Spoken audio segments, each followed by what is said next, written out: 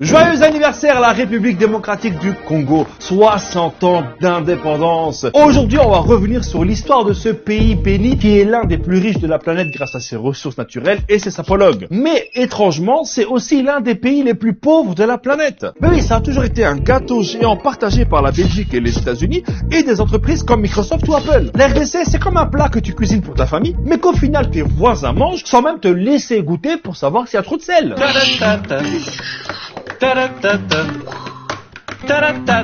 Évidemment, on ne peut pas parler de la RDC sans parler de la Belgique. Deux pays intimement liés, unis par les liens forcés du colonialisme. Et je te le dis direct, tu vois la Belgique comment tu la vois? Eh bien, sans le Congo, elle s'appellerait pas Belgique, mais plutôt Moche-gique. Et retrouvez-moi tous les jeudis pour des jeux de mots de folie. Non, il n'y a pas d'eau, mais abonne-toi.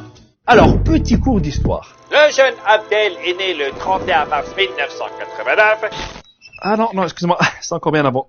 Entre 1885 et 1908, soit 2 ans avant la naissance de Michel Drucker, Léopold II, roi des Belges, était propriétaire du Congo. Le mec, il était dans le business de l'ivoire et du caoutchouc, et il a exterminé à l'époque près de la moitié de la population congolaise. C'était son petit jardin de 2,3 millions de kilomètres carrés, hein. Il avait un mi-temps comme roi, et un mi-temps comme serial killer. Mais enfin, ça va pas! De 1908 à 1960, la Belgique colonise officiellement le Congo, et il découvre des nouvelles ressources, hein, comme l'uranium présent notamment dans la région du Katanga. Et là, je vais te dire un truc qu'on t'apprend pas à l'école. Est-ce que tu savais que c'est grâce à l'uranium congolais que les États-Unis ont pu développer leur programme nucléaire? Donc c'est peut-être grâce au Congo que la Deuxième Guerre mondiale s'est arrêtée. Ah ouais, ça t'embouche à quoi? Allez, je t'emballe ça et tu sers ça à ton prochain repas de famille. C'est cadeau. On fait que donner ici, n'est-ce pas?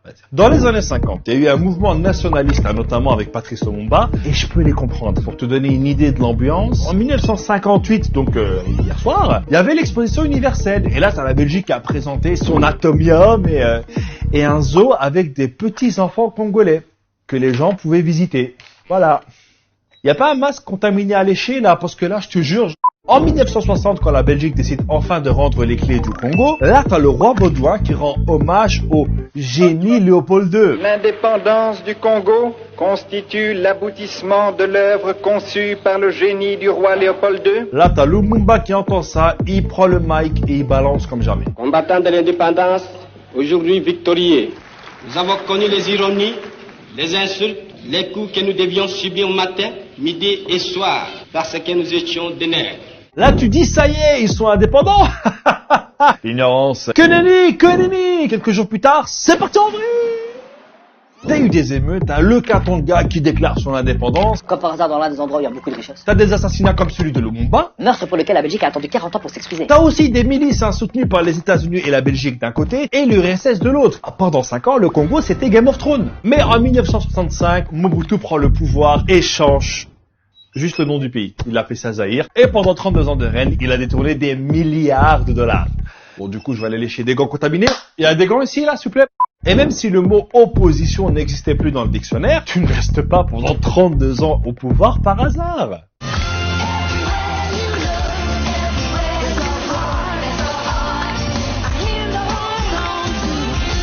Pas comment vous faites là, malgré le travail, vous êtes toujours dans une forme extraordinaire. En 1996, Laurent Désiré Kabila mène une rébellion et renverse Mobutu, avec le financement d'entreprises comme American Mineral Field.